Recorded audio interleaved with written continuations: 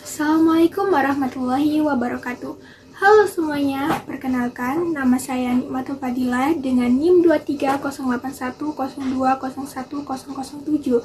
Saya dari kelas Manajemen Keuangan Internasional B. Hari ini saya akan mempresentasikan topik mengenai International Acquisition sebagai bagian dari tugas UAS Manajemen Keuangan Internasional.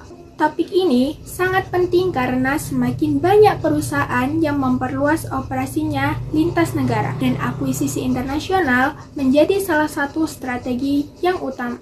Seiring dengan meningkatnya globalisasi dan kompetensi pasar, perusahaan itu tidak cukup hanya berkembang di dalam negeri. Mereka perlu memperluas jaringan ke luar negeri untuk memperkuat posisi mereka. Salah satu strategi paling cepat dan efektif adalah dengan mengakuisisi perusahaan di negeri lain yang sudah memiliki sumber daya, pangsa pasar, dan juga jaringan distribusi. Strategi ini itu bisa mempercepat pertumbuhan tanpa harus membangun bisnis dari nol di negara baru.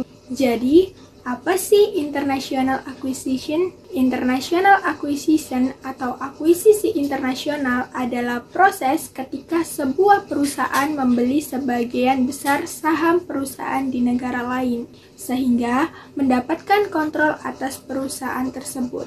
Tujuan utamanya adalah untuk menguasai operasional dan memperluas cakupan bisnis ke pasar internasional. Akuisisi ini merupakan bagian dari strategi pertumbuhan eksternal, namun berbeda dengan ekspansi internal yang membangun cabang dari awal. Lalu, apa alasan perusahaan melakukan akuisisi internasional? Yang pertama, akses ke pasar baru.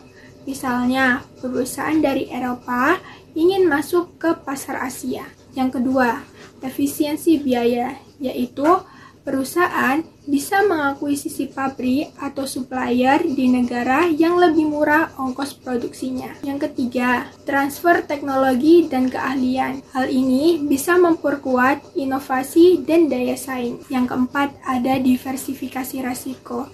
Jadi, kalau suatu pasar jatuh, pasar yang lain itu masih bisa menopang.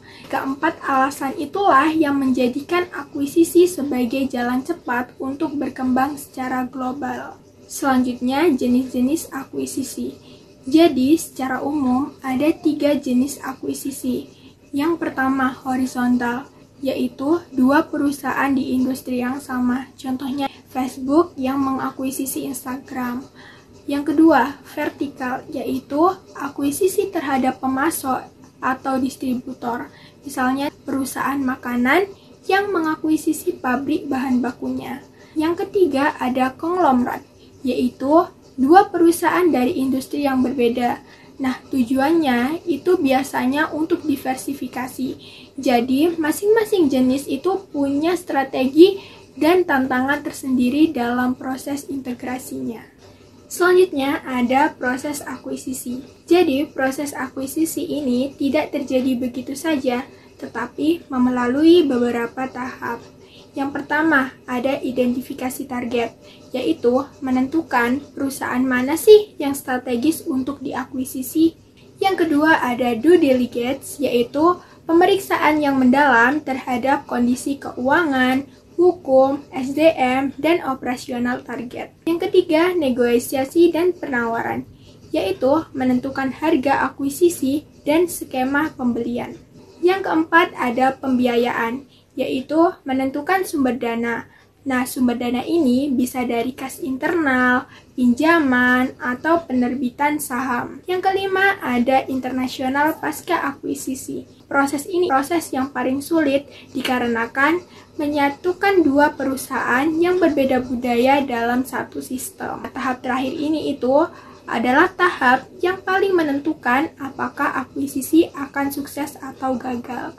Selanjutnya, ada tantangan dari akuisisi internasional. Ternyata, di balik peluangnya, akuisisi internasional itu juga memiliki resiko yang sangat besar. Di antaranya, perbedaan budaya organisasi. Hal inilah yang sering menjadi penyebab kegagalan dari integrasi. Yang kedua, resiko nilai tukar. Nilai mata uang asing yang berfluktuasi itu bisa mengganggu pembiayaan dari akuisisi. Yang ketiga, regulasi dan perizinan.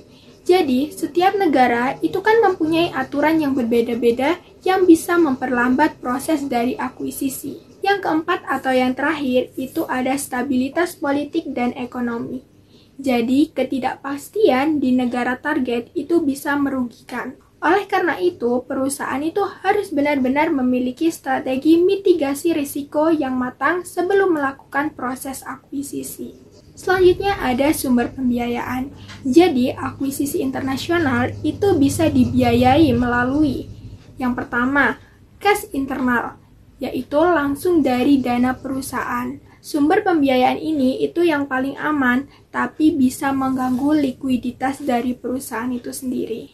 Yang kedua, pinjaman atau debt financing. Kalau pembiayaan yang tadi itu kan yang paling aman. Kalau pembiayaan ini itu yang paling efektif, tapi bisa meningkatkan resiko beban bunga. Yang ketiga ada ekuitas atau menjual saham. Kalau sumber pembiayaan ini itu tidak menambah utang, tetapi bisa merugikan kepemilikan pemilik yang lama. Jadi, pemilihan sumber dana itu sangat penting karena akan mempengaruhi struktur modal dan risiko keuangan dari perusahaan di masa depan. Selanjutnya ada kasus mengenai akuisisi internasional. Contoh yang menarik adalah akuisisi Microsoft terhadap Nokia pada tahun 2013 senilai 7,2 miliar US dollar. Tujuannya adalah untuk memperkuat posisi Microsoft di industri smartphone. Akan tetapi pada kenyataannya akuisisi ini tuh gagal dikarenakan Microsoft yang tidak berhasil bersaing dengan Android dan iOS. Serta integrasi dengan budaya Nokia juga sangat sulit pada saat itu. Sehingga pada akhirnya Microsoft ini menutup unit bisnis tersebut dan mengalami kerugian yang cukup besar. Akuisisi internasional ini tuh juga memberikan dampak positif dan juga negatif bagi perusahaan.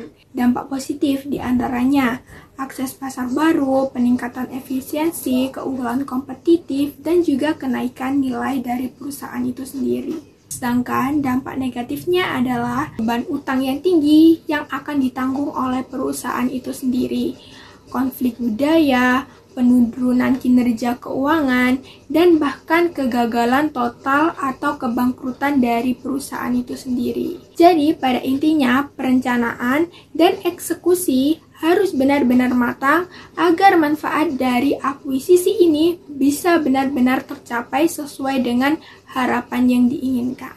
Menurut saya, akuisisi internasional adalah strategi yang powerful, tetapi seperti dua sisi mata uang. Jadi, strategi ini bisa sukses besar atau gagal total. Yang membuat perbedaan bukan hanya tentang mata uang, tetapi tentang kemampuan manajemen dalam mengelola perubahan dan memahami kultur lokal.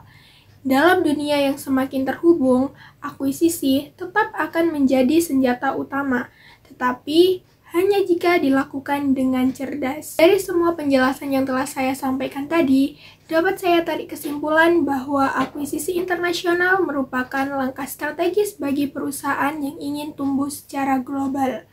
Proses ini bisa memberikan keuntungan besar, tetapi juga memiliki tantangan yang sangat serius. Oleh karena itu, riset mendalam, manajemen resiko, dan kesiapan budaya menjadi faktor kunci dari keberhasilan akuisisi internasional. Sekian presentasi yang dapat saya sampaikan, kurang lebihnya saya mohon maaf yang sebesar-besarnya. Wassalamualaikum warahmatullahi wabarakatuh. See you the next time.